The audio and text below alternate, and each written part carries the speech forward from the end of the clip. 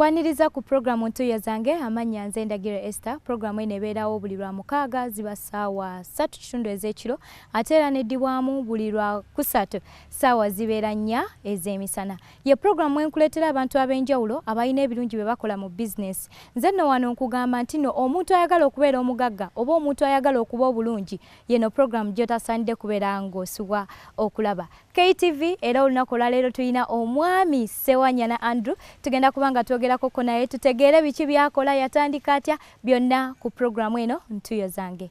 Mwami Andrew tusanze okulaba ku KTV. Kale nnyabo. Saba obuzeeko ku mulabi wange. Abalabi ba KTV neesimye okuba mu maaso gammwe ssaawa zino abatulaba eyo gye muli. Amannya nze Ssewanyana Andrew nga nva mu kampuni eyitibwa Leticia Products. Tukola ebintu ebizigo ebyensusu ebintu byonna ebikola ku nsusu. Tukola ebintu bingi naye nga neesimye okubanga essaawa eno bankyazizza ku KTV okubanga njogerako gye muli n'okubanga mufunako ku gye nvudde waffe nawa we tuli. Wano ku programu Ntuuyo zange ffenno tusuubira nti buli muntu alina waatuuse alina emirimu egy'enjawulo gye yali akozeeko. Nsuubire nti naawe bw'otyo bw'oli. Ennyabo emirimu mingi gye twagezaako ne gye twakolako. Naddala nze emirimu mingi nayitamu gye nakolako kuba naweerezaako ne ku bazimbi. Nga gwe poota. Ate nempayalinga n'amasannyalaze olulimu gwe nasomerera. Nempoota nensindika ku wirubaalo ne tusima obukomera tuzimba ebikomera by'abagagga naye nga nze nasomera by'amasannyalaze. Naye nga kye nalina nti sirinda mulimu gwe nasomerera gutuuke kuba gusobola okulwawo okutuuka ng'ate nina bwetaavu bwe neetaagisa obwa ssente ng'ekijja mu maaso gange nga nkikola. Sinyooma mulimu era nali sinyooma mulimu gwonna. N'essaawa eno yali tulina bye tukola tekiŋŋaana kuba nti nina bye ndaba omukozi byali mu kukola ng'ate byetaaga mu bwangu muyambako tusobole okuddusa mangu obudde. Abantu bangi basomeredde ebintu eby'enjawulo ne bakomekereza nga bakola bizinesi ndala. Waliwo abasomerera ebyamasannyalaze ate ne bakomekereza nga bapoota. Ate ne wabaawo abo abasomerera okubeera obwa inginiya naye ate kati nga si gwe mulimu gwakola. Lwaki oli mu mwami Ssewanyana oli mu bizinesi eno eby'amasannyalaze oba togirimu? Ssaawa zino okola ki?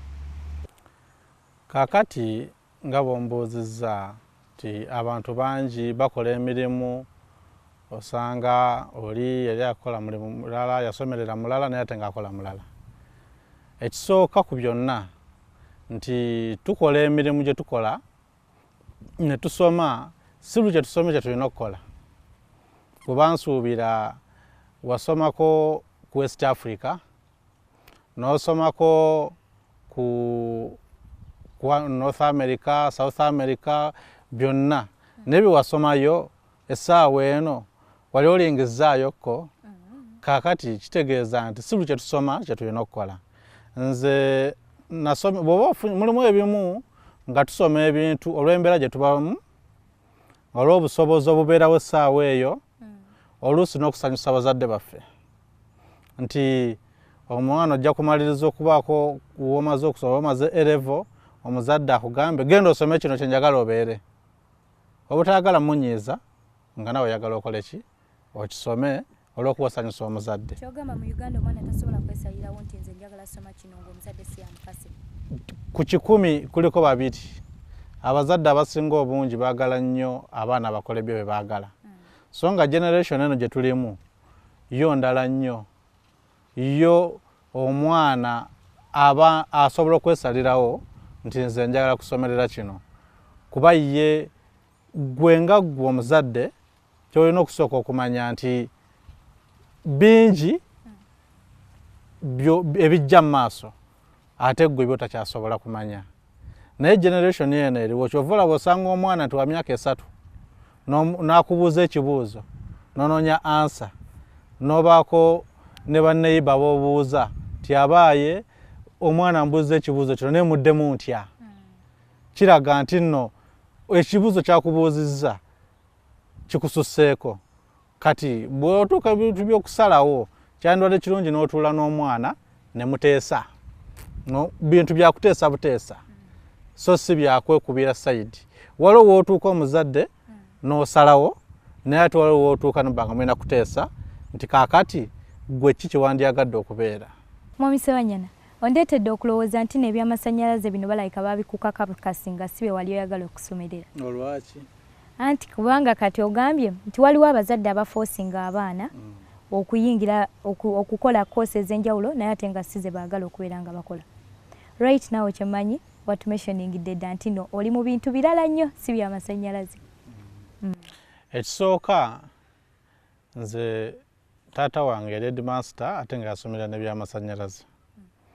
Kati mu kkula awaka nga maama agezaako okuga nti olina okukola omulimu gwa kitaawo kitegeeza naawe olina okukola ki okusomerera ebyamasannyalaze.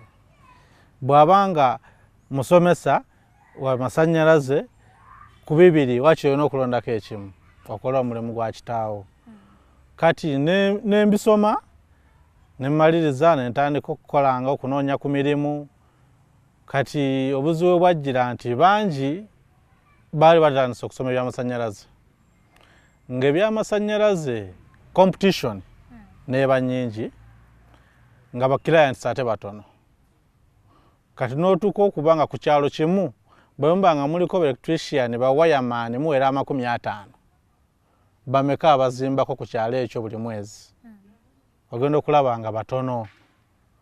Ne mbirowoozaamu ne ntandika okwebuuza ddala ddala guno gwe mulimu gwe nnina okukola nze nga nze. Mu kwebuuza ne ntandika ennyo okusaba Katonda kye saayina kama njagala onnyambe ondage ki kye nnina okukola mbikkulira ki kye nnina okukola. Olwo ne ntandika okunoonya kinze kye nnina okukola so si kye nasoma ne nsigala nga bwe mba nga nina bye ndi mu kukola ebirala ne wabaawo ampita nga ayagala mweyalingira nga ngenda mweyalingira ng'obusente mbujjayo nga mbukozesa ebirala naye nga tekikyalinga luli bwe nali nga ninze w'amasannyalaze n'emikono n'enzinga. Namalako omwaka mulamba nga sifunye muntu n'omu aŋŋamba nti owaayi jangu ontereyo kalampooda kange naye nga nina famire balina okulya twali tukyapangisa landiroodi abanja nekitunamu ddadda ng'osigusi mulimu gwange. Bwe mba nga nsobola okusula enjala ku mulimu gwe nasomerera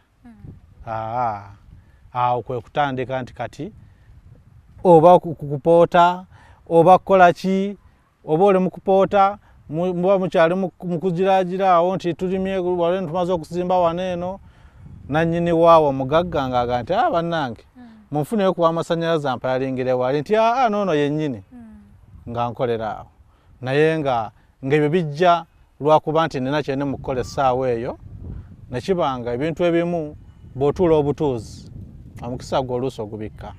Naye waliwo abantu bangi abeenyumiriza mu mulimu guno ogw'amasannyalaze. Bizibu ki bye wagusangamu ebyo ebyakuwaliriza okuvaamu? Ekisooka nti ebintu ebimu tetugaana ababifunye babifuneemu ebintu bye baasoma. Kati mu kusoma tetugaana buli kimu kibaako omukisa gwakyo. Kyova olaba ogenda ne mu ddwaliro n'osangayo omusawo akambuwalira abantu nga n'empya akuba. Ogwo teguba mutima muzadde, teguba mutima mujjanjabi. Kikulaga bulazi nti oyo alinga gwe baakaka obukasi okukola ekyo. Kyova olaba nti era abamu nga bo emirimu nga bwe gibeera kyandibadde kirungi omuntu asome ki kyalina okukola ekimu talenti ye. Singa obeera n'abaana waka osobola okulaba nti omwana oyo engeri gy'afaayo ennyo ku banne alabika bambi omutima gwe gwa njawulo. Ogenda okulaba oli alina olugono, ogenda okulaba nga buli omu alina ekitono ki kyalina okukola. Kati n'oba nga olina otwala obuvunaanyizibwa okukibavumbulira okibatandikireko batambulira mu layini ekyo naye nze Mukama yanyamba nambikkulira okuntuusa ku kye nnina okukola. Mukama kubikkulira mu biseera ki ebyo n'otegeera nti no kati omulimu gwange guli wano kino kye nnina okukola era yajja atya? Yajja ku luggi n'akonkona, yajja atya? Tusaba tunnyonnyolamuko. Kwali kwolesebwa, wali mu kirooto, kyali kitya? Kaakati ekisooka Mukama embikkula gye yambikkuliramu nafuna bubaka kwe tuyita okwolesebwa. Era ngenda n'enseka nnyo nga nsekerera abantu abagamba nti Katonda tayogera kuba tebamanyi ayogera atya. Yeeyogera gye ndi era bwe mba nze nina kye neetaaga okusaba Mukama wange oba okubaako kye nkola mba nga ateesa ne munnange. Kaakati sigaana ompadde kino naye ate ndaba nga kino kye kyandisinzeeko ne tubanga abali mu kuteesa era tubanga abali mu lukiiko lwaffe ffe abantu ababiri nze naye tubanga abali mu kuwaanyisiganya ebigambo nti kati kola booti kola booti kola booti bwe kityo. Biseera ki Mukama we yakwoleseza? Gwali mwaka gwa 2007 mwezi gwali gwa 7 naku z'omwezi zaali 14. Mwami Ssewanyana ngamba olimu olusumbasumba kubanga okwolesebwa kuno okumanyi nti n'okubeera nnyo mu basumba. Okwolesebwa tekuliko musumba tekuliko ndiga kasita oba ng'okkiriza Katonda wo ng'omwesiga ne weewaayo gy'ali buli kimu kyonna. Wano wasooka n'akuleka nga ggwe olina by'ogezaako tukitwala ng'okugezaako by'okola mu ndowooza yo ggwe by'olowooza nti nina okukola kino nina okukola kino nina okukola kino naye n'asooka akuleka wabbali. Kyova olaba bangi bagamba nti nze Mukama bwe musaba tampulira, nze Mukama bwe musaba tanziramu.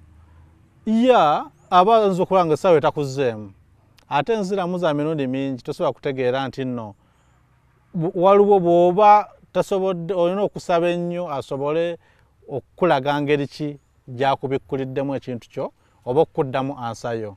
Ssente ezatandika bizinensi olw'okuba nti emirimu bye nnali nkola tebyali tebitambula bulungi. Maama wange alina we yeewola emitwalo 15 mu bbanka ze natandika nazo. 15. Olwo otandika naki naki?